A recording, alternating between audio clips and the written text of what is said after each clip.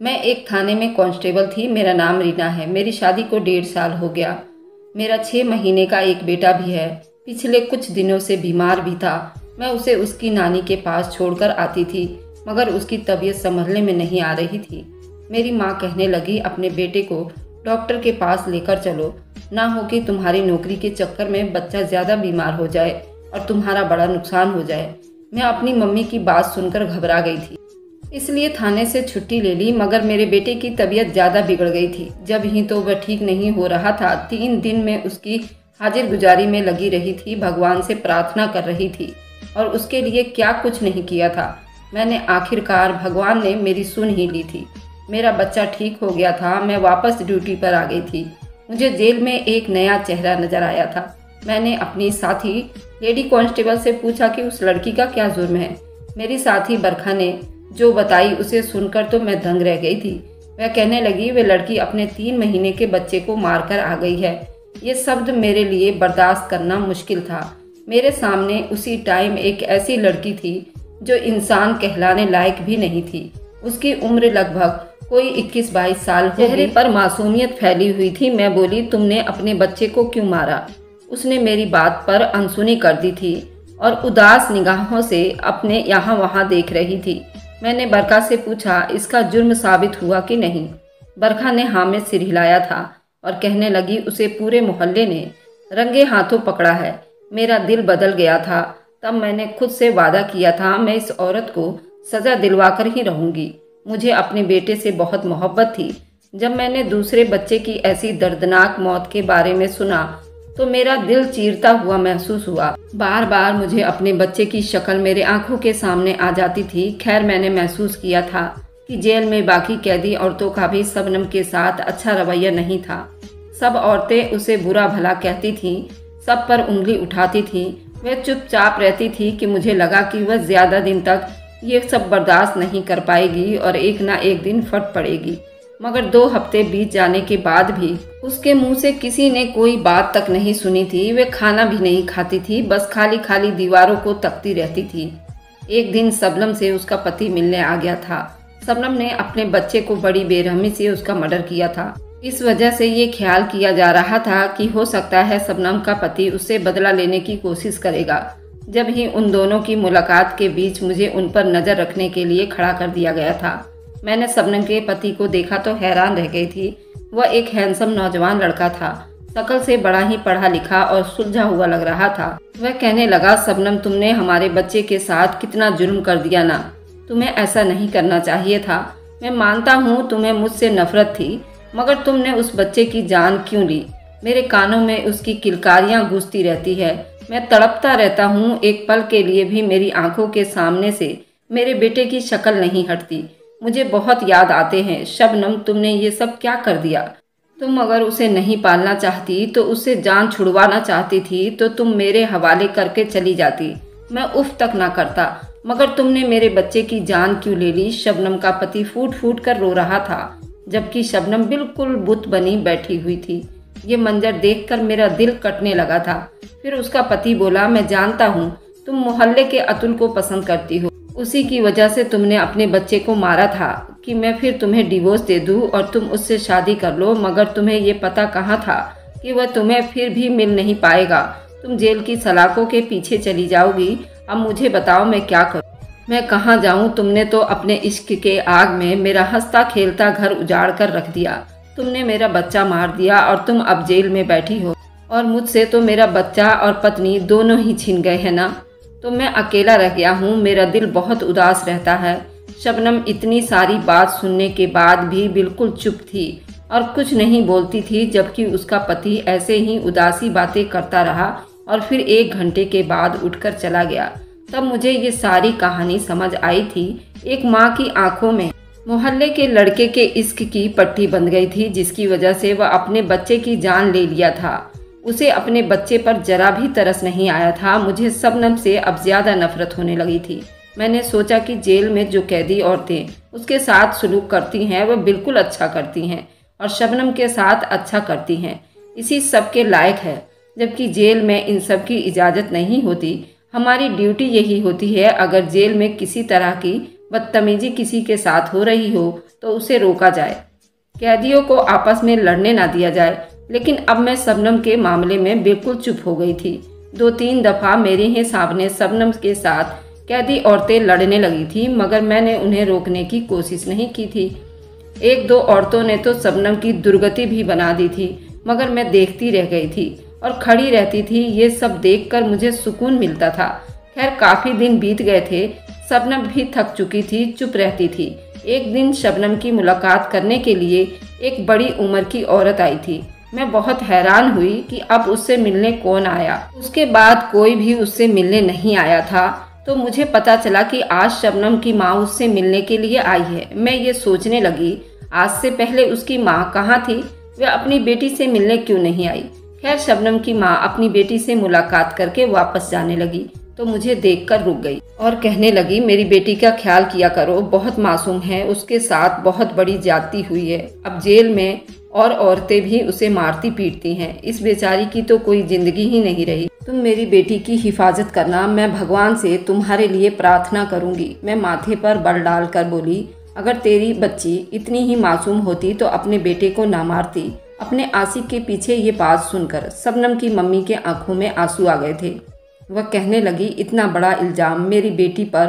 उसका तो कोई आशिक भी नहीं है। उसके पति ने ही अपने बेटे को मारा है। मैंने नाम में सिर हिलाया था और बोली, इतनी पहचान तो मुझे इंसान की है कि उसने अपने बेटे को मारा है। यही औरत मुजरिम है। तो शबनम की मम्मी कहने लगी, मैं अपनी बेटी के लिए अदालत तक जाऊंगी और मुझे उम्मीद है कि अदालत की तरफ से उसे माफ़ी मिल जाएगी। फिर मुझे बताओ कि तुम क्या करोगी? मेरी बेकसूर बच्ची जब तक यहाँ है तुम उसकी हिफाजत करोगी। मैं तुम्हारे लिए झोलियाँ भर भर के खुदा से दुआएं मांगूंगी। मैं बोली, दीदी अपनी बेटी को छुड़वाने की कोशिश मत करो।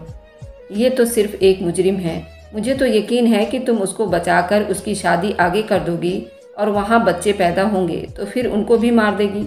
सारा गुनाह तुम्हारे सर पर चढ़ेगा। मुझे बताओ। शबनम की मम्मी ने बड़े सुकून की नज़रों से देखा था और बोली, तुम भगवान नहीं हो, तुम एक लेडी कांस्टेबल हो। जो तुम्हारी ड्यूटी है उसे ही अच्छे से निभाओ। तुम्हारा कोई जाति मामला तो नहीं, क्यों किसी के साथ बुरा बर्ताव कर रही हो? इतना कहकर वह चली गई थी, जबकि मुझे गहरी सोच में डालकर चली गई थी।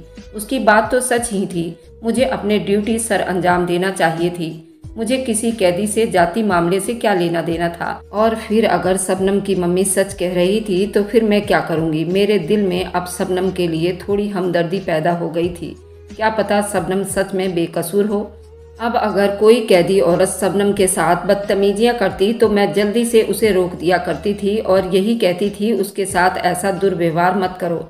अब उस पर कोई हाथ भी नहीं उठाता था। मैंने देखा था शबनम हर टाइम उदास सी परेशान सी रहती थी। शायद उसे अपने बच्चों की जान लेने का मलाल हो रहा होगा। फिर थोड़े दिन बीते तो एक लड़का शबनम से मिलने आया था। मैंने पूछा कि तुम्हारा नाम क्या है? तो वो कहने लगा, अतुल है। मैं ये बात सुनकर तो मेरे कान ही खड़े हो गए थे। यकीनन शबनम का आशिक था। मैंने उन दोनों की मुलाकात करवा दी थी। इस बार भी पास ही खड़ी थी। मुझे बड़ा शक था आखिर ये बातें क्या करते हैं, तो इसलिए मैं जानबूझकर उनके अगल बगल चक्कर लगाती रही थी। अतुल बार बार यही कह रहा था, शबनम तुमने अपने बच्चे की जान देकर अच्छा नहीं किया। तुम मुझे पसंद करती थी तो ठीक है, मुझे भी तुम अच्छी लगती थी, मगर इसका ये मतलब तो नहीं था कि तुम अपने बच्चे की जान ले लेती। तुम अपने पति से डिवोर्स भी तो ले सकती थी ना। अब अगर तुम जेल से छूट भी गई तो मैं तुम्हें अपनाऊंगा नहीं। इतना कहकर अतुल चला गया था और शबनम बुत बनी बस दीवारों की तरफ देखती रह गई थी। तब मैं आगे बढ़ी और बोली, देख लिया, ये दुनिया के रिश्ते ऐसे ही होते हैं, कोई किसी का नहीं होता। तुमने बिना वजह ही अपने बच्चे की जान ले ली है तो बस मुझे देख कर रह गई। उसने आज भी मुझसे कुछ भी नहीं कहा था। अब मैं शबनम की तरफ की कहानी जानना चाहती थी। मुझे शक होने लगा था कि आखिर मैं शबनम से पूछूं कि उसके दिल में क्या आया था जो उसने अपने बच्चे की जान ले ली थी। अतुल की मोहब्बत क्या माँ की ममता से बड़ी हो गई थी? मैं तो अपने बेटे के बगैर नहीं रह सकती थी। फिर उसके अंदर इतना हौसला कहाँ से आया था? शबनम की कहानी जानने के लिए ज़रूरी था कि मैं उसके साथ दोस्ती कर लेती। इसलिए अब मैं उस पर गुस्सा नहीं किया करती थी, उस पर और भी ज़्यादा ध्यान देने लगी थी। खाना खा लो, क्योंकि वह खाना बहुत कम खाने लगी थी। वह हड्डियों की ढांचा बन चुकी थी। दिन भर में 4-5 निवाला से ज़्यादा नहीं खा रही थी। मैं उसे यही कहती, अगर तुम बेकसूर हो भी तो तुम इस तरह जेल की सलाखों के पीछे ही रहोगी, अगर तुम दुनिया वालों को नहीं बताओगी कि तुम बेकसूर थी। शबनम ये सुनती रहती थी। एक दिन वह फट पड़ी थी। वह कहने लगी, मैं जिंदा ही नहीं रहना चाहती हूँ, मुझ पर लानत हो, ऐसी ज़िंदगी पर मैं मर जाना चाहती हूँ, मुझे ये दुनिया अच्छी नहीं लगती। तो अब मुझे महसूस हुआ था कि शबनम के चुप रहने के पीछे यही वजह थी, पर डिप्रेशन का शिकार हो चुकी थी। बात यह है कि इंसान अपने टाइम के मोहब्बत के जाल में फंसकर अगर अपने बच्चे को नुकसान पहुंचा दे तो वह बाद में ये सब सोच सोच कर ही दीवाना हो जाए। उसने अपने बच्चे की जान ली थी, मगर अब वह उसे याद करती थी। शायद उसे अपने बच्चे की मर्डर करने का सदमा हो गया था। वह मर जाना चाहती थी, वह जिंदा नहीं रहना चाहती थी। उसकी मम्मी ने कहा था कि मैं अदालत में तुम्हारा केस लेकर जाऊंगी, मगर शबनम ने अपनी मम्मी को अपने सर की कसम दे दी थी और कहा था कि आप मुझे सज़ा काट लेने दें, मैं बहुत बुरी हूँ, मैं मर जाना चाहती हूँ। मगर फिर भी उसकी मम्मी ने अपनी बेटी के लिए अदालत में फाइल लगा दिया था। अब अदालत में उसकी सुनवाई होनी थी। पहले सुनवाई पर उसके साथ नहीं गई थी क्योंकि दूसरी लेडी कांस्टेबल चली गई थी। जब शबनम वापस आई तो मैंने उससे पूछा कि तुमने जज से क्या कहा, तो शबनम मेरी आंखों में आंखें डालकर बोली, मैंने अदालत के सामने अपना जुर्म कबूल कर लिया है और उसने कहा कि मेरी सज़ा फांसी से कम नहीं होनी चाहिए। उसकी बात सुनकर मैं एकदम से चौंक गई थी। मैं बोली, उसके पीछे क्या वजह है? तो कहने लगी, जब मेरा बच्चा पुनीत ही जिंदा नहीं है तो मुझे जीकर क्या करना है? तो मैं बोली, तुमने पुनीत को कत्ल क्यों किया? तुम उसको ना मारती। शबनम कहने लगी, हाँ, मुझे पुनीत को कत्ल नहीं करना चाहिए था, मुझसे बहुत बड़ी गलती हो गई है। वह ऐसे ही बातें कर रही थी। अब शबनम खुलकर अपने दुख सुख का इजहार करने लगी थी। मुझसे बातें भी कर लिया करती थी। मुझे एक दिन कहने लगी, मेरा पुनीत अब बड़ा हो गया था, मुझे पहचानने लगा था, अब मेरी तरफ देखकर हंसने भी लगा था और मुझे हाथों से इशारा करके अपने पास बुलाता था। जब मैं काम काज करके वापस आती तो वो मेरी तरफ देखकर मचल जाता था और कहता था, मुझे उठा लो। पर मेरी मजबूरी थी, मैं उसे उठा नहीं पाती थी। मैं उसकी बात सुनकर चौंक गई थी। मैं बोली, तुम्हारी क्या मजबूरी थी कि तुमने अपने बच्चे को ही उठा ना पाई थी? तब मैंने शबनम का चेहरा दर्द में देखा था। उसने जल्दी से अपने आंसू साफ किया और लेट गई और कहने लगी, मुझे नींद आ गई है, तुम यहाँ से जाओ। मुझे लगने लगा था शायद शबनम कत्ल करने से पहले अपने बच्चे पर जुल्म करती थी, यानी उसे उठाती नहीं थी। हो सकता है उसे दूध के लिए भी तरसाती हो। क्या मजबूरी थी कि तुमने अब अपने बेटे को ही नहीं उठा पाई थी? तब मैं शबनम का चेहरा जर्द होते हुए देखा था। खैर, मुझे दिन ब दिन शबनम के साथ नफरत होती जा रही थी, मगर फिर भी मैं उसके साथ अच्छी थी क्योंकि मैं अब उसका राज जानना चाहती थी। और फिर ये भी तो था ना कि मुझे अपनी ड्यूटी सर अंजाम देना थी। मैं उसके साथ ज्यादती नहीं कर सकती थी। वह अपना जुर्म कबूल करने के बाद ये केस अदालत ने अब खारिज कर दिया था और शबनम को सजाए मौत सुना दी थी। जिस दिन शबनम को मौत की सज़ा सुनाई थी वह बहुत खुश थी। मैंने उसकी खुशी की वजह पूछी तो कहने लगी, अब मैं अपने बेटे के पास चली जाऊंगी और हमेशा हमेशा उसके साथ रहूंगी। अब तो मैं उसे उठा भी लिया करूंगी, मैं उसके खूब लाड नखरे उठाया करूंगी। तो मैं बोली, इस दुनिया में तुम्हें अतुल की मोहब्बत ने इस तरह अंधा कर दिया था कि तुमने अपने बच्चे का ख्याल नहीं रख पाई।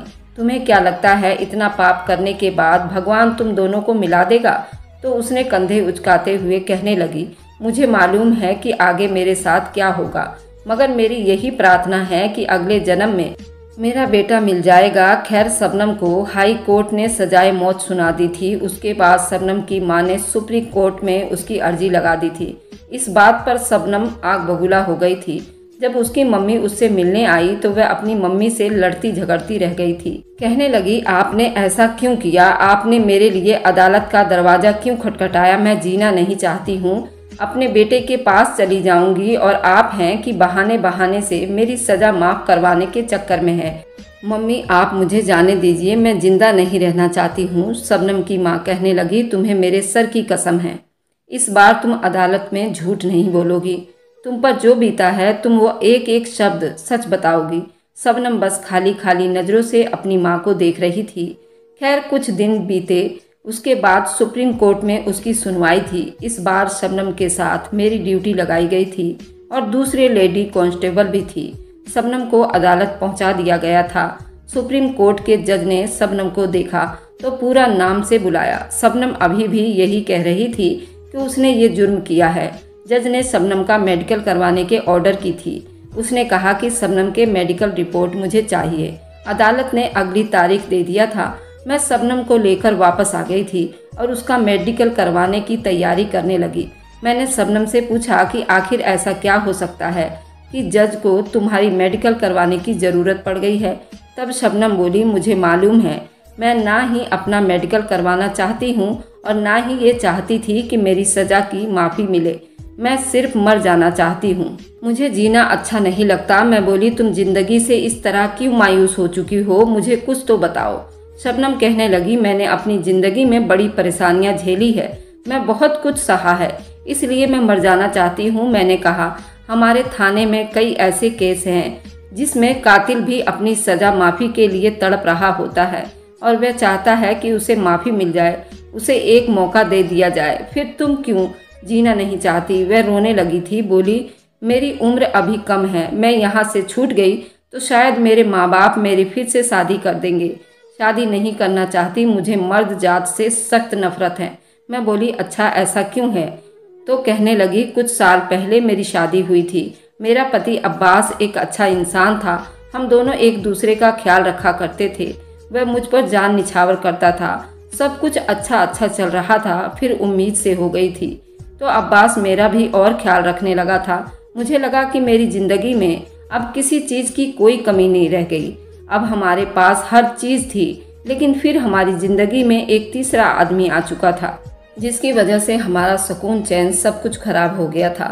मैं चौंक गई थी। मुझे लगा शायद शबनम अभी अतुल का नाम ले लेगी, क्योंकि अब्बास और शबनम की ज़िंदगी में अतुल ही तो आया था ना। लेकिन वह बोली, हमारी ज़िंदगी में निशा आ गई थी। मैंने बड़ी हैरत से शबनम की तरफ देखा था और बोली, हाँ मैं सच कह रही हूँ, हमारे पड़ोस में एक लड़की आई थी जिसका नाम निशा था। वह बहुत हसीन थी, बहुत प्यारी थी। मेरे पति ने उसे देखा तो वह उस पर लट्टू हो गया था। मुझे उस बारे में कुछ भी पता नहीं था, मगर अब्बास मुझे अक्सर यही कहता था कि हमारे मोहल्ले में एक नई लड़की आई है, निशा, तुम उससे मिलजुल लिया करो, वह बेचारी अकेली रहती है। तो मैं अपने पति को राजी करने के लिए उस लड़की से मिलने लगी थी। मेरी और उसकी अच्छी खासी दोस्ती भी हो गई थी। मैं निशा को अपने घर बुलाती तो अब्बास बहुत खुश होता था। मेरी तबीयत उन दिनों ख़राब रहती थी। उन दिनों मेरा बेटा इस दुनिया में आने वाला था। तो अब्बास मुझसे कहता कि तुम निशा को अपनी मदद के लिए बुला लिया करो। मैं निशा को अक्सर ही बुला लिया करती थी, मगर मुझे कहाँ मालूम था कि ये औरत मेरी खुशियों की कातिल निकलेगी। ये सब कुछ राज ही रहना था। मगर एक दिन निशा मेरे किचन में चाय बना रही थी और मैं अपने कमरे में लेटी आराम कर रही थी। तो मुझे ख्याल आया कि मुझे भी निशा के पास चले जाना चाहिए। इस तरह अच्छा नहीं लगता कि मैं तो आराम कर रही हूँ और वो मेरे घर में काम कर रही है। इसलिए मैं किचन में गई तो देखा, दंग रह गई कि निशा और अब्बास हाथों में हाथ पकड़े बातें कर रहे थे। अब्बास निशा से कहने लगा कि मैं तुम्हें बहुत जल्द अपना लूँगा। ये सब देखकर मैं तो फट पड़ी थी। मैं बोली, अच्छा ये सब हो रहा था मेरी नाक के नीचे? मुझे तो लगा था कि तुम निशा मेरी दोस्त हो, मगर तुमने मेरी ही दुनिया उजाड़ डाली। अब्बास, मुझे तुमसे इस सब की उम्मीद नहीं थी। अब्बास ने मेरे मुंह पर थप्पड़ मार दिया था। पहला दिन था जब उसने मुझ पर हाथ उठाया था। उसके बाद अब्बास ने मुझे दिन रात मारना पीटना शुरू कर दिया। वह चाहता था कि मेरा बच्चा इस दुनिया में आने से पहले ही ख़त्म हो जाए। वह मुझे ऐसे मारता था, मेरी रूह तक कांप जाती थी। एक दिन अब्बास ने मुझे मेरे बाजू पर इतना मारा था कि बाजू ही टूट गया था। 5 दिन बाद मेरी डिलीवरी हो गई थी। अस्पताल वालों ने पूछा कि हाथ पर क्या हुआ है, तो अब्बास ने झट से कह दिया था कि सीढ़ियों से गिर गई है, जबकि ऐसा कुछ भी नहीं था। अब्बास ने खुद से मेरा बाजू तोड़ दिया था। मैं अपने बेटे को पकड़ना चाहती थी, उसे गोद में उठाना चाहती थी, मगर मुझे अपने बेटे को उठाने के लिए भी दूसरे इंसान के सहारे की ज़रूरत पड़ती थी, क्योंकि मेरा हाथ तो किसी काम का नहीं था। अब कुछ साल उसको ठीक होने में लगता। मैं अपने बेटे को उठाती, उसे प्यार करती, मेरा दिल खुश हो जाता, मगर बाजू की वजह से मुझे ये खुशी भी छिन गई थी।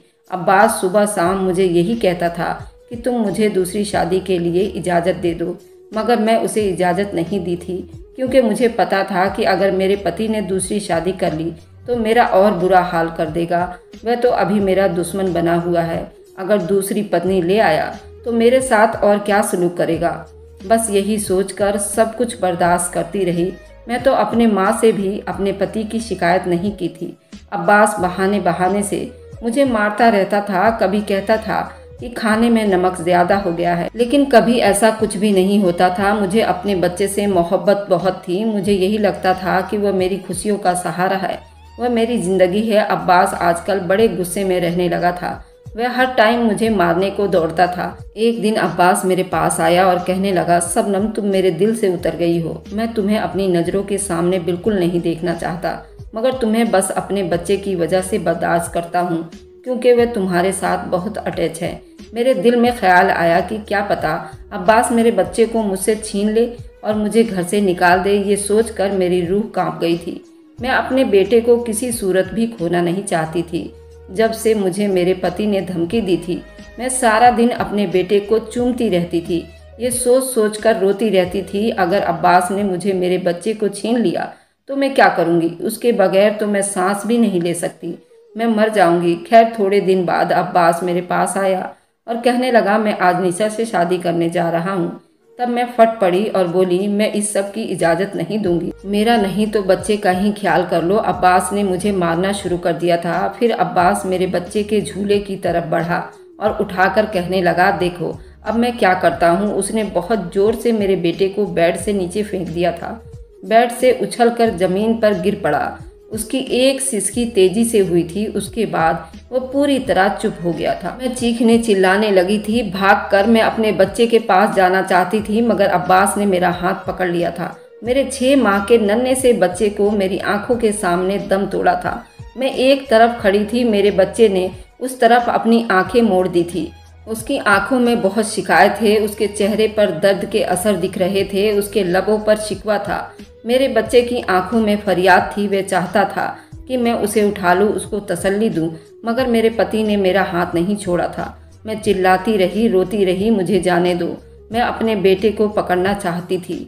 मेरे बेटे के लब सूखते जा रहे थे। अब्बास ने शोर मचाना शुरू कर दिया था कि लोग इधर आ जाओ, देखो मेरी पत्नी ने क्या कर दिया है। मेरी पत्नी ने इकलौते बेटे को मार दिया। मोहल्ले वाले लोग इकट्ठे हो चुके थे। एक तरफ मेरे बेटे की लाश पड़ी थी और दूसरी तरफ मेरे पति ने मुझ पर इल्ज़ाम लगा दिया था कि मैं अपने बेटे को कत्ल करने के बाद अपने पति की भी जान लेना चाहती हूँ, क्योंकि मैं मोहल्ले के लड़के अतुल के साथ इश्क लड़ाया करती हूँ। जबकि हकीकत ये थी कि मैं भी नहीं जानती थी कि अतुल कौन है। और फिर मेरे पति ने जेल में आकर भी ड्रामा किया, अतुल को भी भेज दिया था। ये बात कन्फर्म हो जाए कि मेरा उसके साथ गलत संबंध है। ये पता नहीं क्या बातें कर रहा था। खैर जब लोग ये मंजर देखा तो पुलिस को फौरन बुला दिया गया। पुलिस मुझे पकड़कर ले गई थी। मैं अभी तक सदमे से दो चार हूँ। मुझे रातों को नींद नहीं आती। ये कैसे मुमकिन है कि मेरा छोटा सा बच्चा मेरी आंखों के सामने मर गया और मैं उसके लिए कुछ न कर सकी, उसे गोद में भी ना उठा सकी। उसकी आंखों में इजहार रही कि मैं उसे अपने गले से लगा लूं ताकि उसका दर्द कम हो जाए। मुझे जीना अच्छा नहीं लगता। मैं चाहती हूँ कि मेरे बेटे के पहलू में जाकर सो जाऊं। मुझे अपना बेटा बहुत याद आता है। शबनम रोने लगी थी। मैंने उससे कहा, सब्र करो। मैंने उसे दिलासा दिया था, मगर मुझे मालूम नहीं था कि शबनम ने सच कहा था या मनगढ़ंत कहानी सुनाई थी। खैर फिर शबनम की केस का सुनवाई का दिन भी आ गया था। शबनम को अदालत में सुनवाई के लिए ले जाया गया था तो जज ने उसकी मेडिकल रिपोर्ट देखी तो कहने लगा, आपका हाथ कैसे टूटा था। तब शबनम फूट फूट कर रोने लगी थी।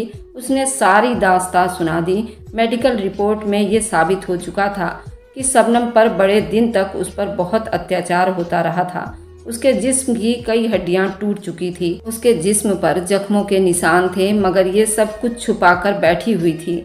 वह मर जाना चाहती थी। उसका बेटा जो मर गया था, मैं शबनम को ही कसूरवार समझती रही थी, मगर बेचारी तो बेकसूर निकली थी। अब मुझे अपने रवैये पर अफसोस हो रहा था। खैर थोड़े दिन बाद अदालत की सुनवाई फिर से हुई और उसके बाद अदालत ने फैसला किया कि शबनम बेकसूर है और उसे बाइज्जत बरी कर दिया गया था जब जेल की सलाखों से निकलकर अपने घर जा चुकी थी।